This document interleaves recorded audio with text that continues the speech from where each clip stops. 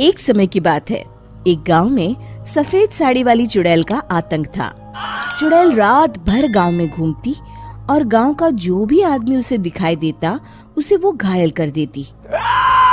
अरे कोई तो बचाओ, मर गया रे। एक रात हरिया अपने खेत से अपने घर लौट रहा था कि तभी अचानक उसके सामने चुड़ैल आ जाती है। अरे बाप रे, ये चुड़ैल कहाँ से आ गई? आज तो मैं गया काम से।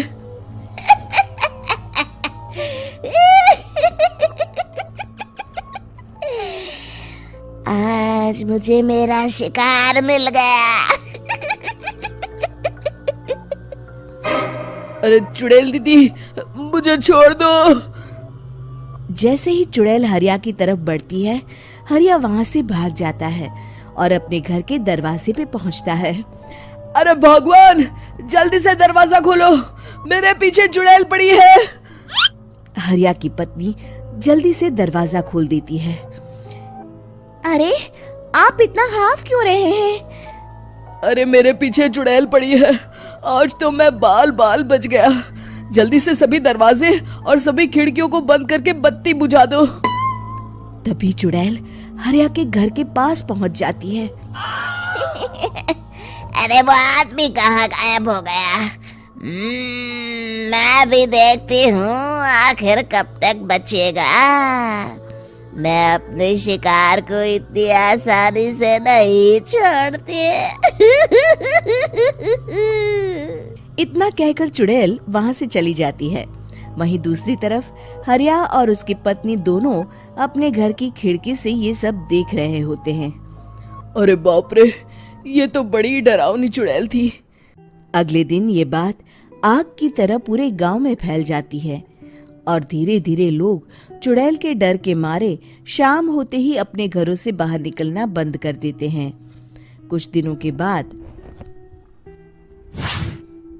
भाई, मैंने तो इस चुड़ैल के डर के मारे रात को अपने खेतों को पानी देना बंद कर दिया है।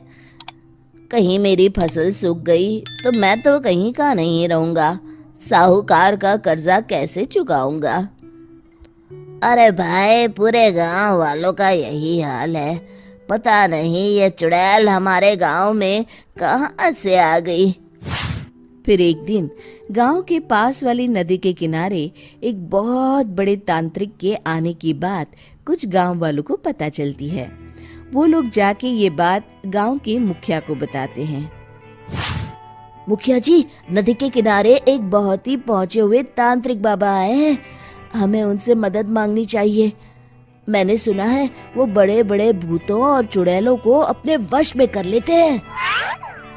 मुखिया जी सभी गांव वालों को लेकर उस तांत्रिक के पास पहुंच जाते हैं। ओम फट स्वाहा, ओम फट स्वाहा।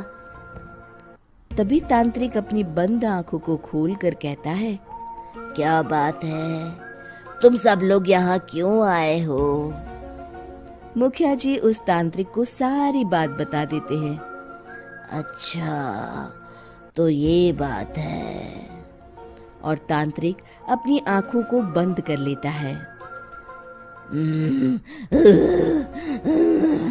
मैं देख रहा हूँ तुम्हारे पूर्वजों ने बहुत पाप किए थे, जिससे ये गांव अब श्रापित हो चुका है। उसी के फल स्वरूप तुम्हारे गांव में चुड़ैल आई है। ये चुड़ैल बहुत खतरनाक है, ये किसी को नहीं छोड़ेगी।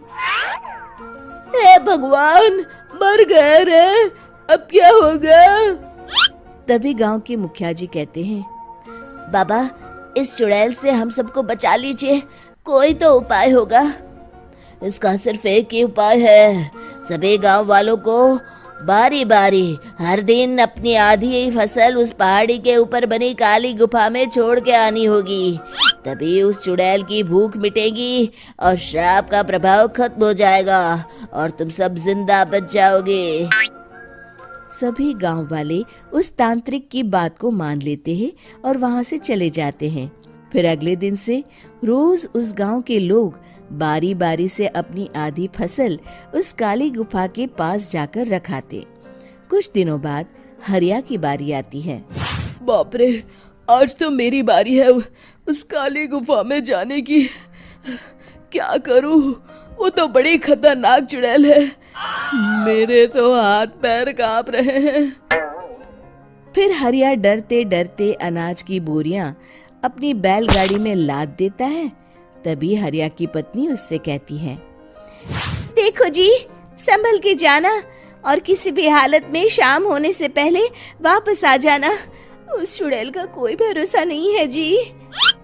हरिया बैलगाड़ी में बैठते हुए कहता है, भगवान, मैं क्या वापस आऊंगा? लगता है अब तो मेरी खबर ही आएगी। इतना कहकर हरिया वहां से चला जाता है। रास्ते में जंगल से गुजरते हुए हरिया की बैलगाड़ी का एक चक्का बड़े गड्ढे में फंस जाता है। हे भगवान, अब ये क्या मुसीबत है? हरिया नीचे उतर के पूरी ताकत से अपनी बैलगाड़ी को गड्ढे से निकालने की कोशिश करता है। बहुत देर मेहनत करने के बाद हरिया की बैलगाड़ी उस गड्ढे से बाहर निकल जाती है। हे भगवान, अब तो शाम होने वाली है। आज तो मैं गया काम से। जैसे तैसे हरिया काली गुफा में पहुंच जाता है। अरे मर गया रे, यहाँ तो चारों तरफ डरावना माहौल है। मैंने यहाँ आने में बहुत देर कर दी, कहीं चुड़ैल नाराज ना हो जाए।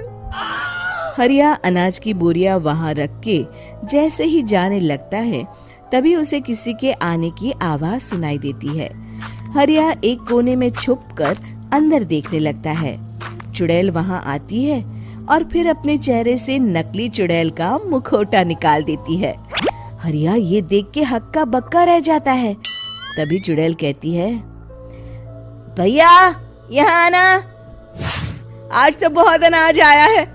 इसे मिलाकर अब हमारे पास ढेर सारा अनाज जमा हो गया है। कल ही हम इसे शहर में बेच आएंगे और माला माल हो जाएंगे। तभी अंदर से नदी के किनारे वाला तांत्रिक बाहर आता है। अरे, ये तो तांत्रिक बाबा है। हाँ, अब तो हम दोनों की जिंदगी मजे में कटेगी। गांव वालों को बेवकूफ बनाना इतना भी मुश्किल नहीं था। लोग तो तुम्हें सच में असली चुड़ैल समझते हैं। हाँ, तुमने सही कहा। अब ये गांव वाले चुड़ैल के डर से जिंदगी भर इस काली गुफा में अनाज पहुंचाते रहेंगे। अच्छा, तो ये बात है। ये दोनों पूरे गांव वालों को बेवकूफ बना रहे हैं। अभी जाकर सबको बताता हूँ।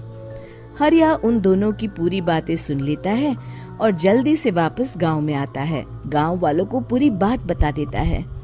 इससे पहले वो दोनों हमारा अनाज लेकर शहर जाए, हमें उन दोनों को पकड़ना होगा। उधर दूसरी तरफ नकली तांत्रिक और नकली चुड़ैल बनी औरत एक बड़ी गाड़ी में सारा अनाज लाद के वहां से निकलने की तैयारी कर रहे होते हैं। जल्दी करो, इससे पहले हमें कोई देख ले। हमें यहाँ से निकलना होगा। और तभी वो दोनों देखते हैं कि सामने से सभी गांव वाले अपने अपने हाथों में मशाल लेके आ रहे हैं। दोनों बुरी तरह डर जाते हैं। रुक जाओ, तुम दोनों का भांडा फूट चुका है। अरे मर गए रे, ये गांव वाले कहाँ से आ गए? तुमने क्या सोचा इतनी आसानी से यहाँ से निकल जाओगे? ये अनाज हमने अपने खून पसीने से दिन रात खेतों में मेहनत करके उगाया है। दोनों मुखिया जी के पैरों में गिर जाते हैं। हमें माफ कर दीजिए, हम दोनों एक नंबर के कामचोर हैं। बिना मेहनत किए पैसे कमाना चाहते थे। हाँ हाँ, अब हम आगे से मेहनत मजदूरी करके पैसे कमाएंगे। हमें कुछ मत करना, हमें छोड़ दीजिए। इतना कह के दोनों गांव छोड़ के भाग जाते हैं और सभी गांव वाले फिर से खुशी खुशी रहने लगते हैं। शिक्षा, तभी तो कहते हैं कि किसी भी समस्या का समाधान केवल सूझबूझ से ही करना चाहिए और कभी हिम्मत नहीं हारनी चाहिए।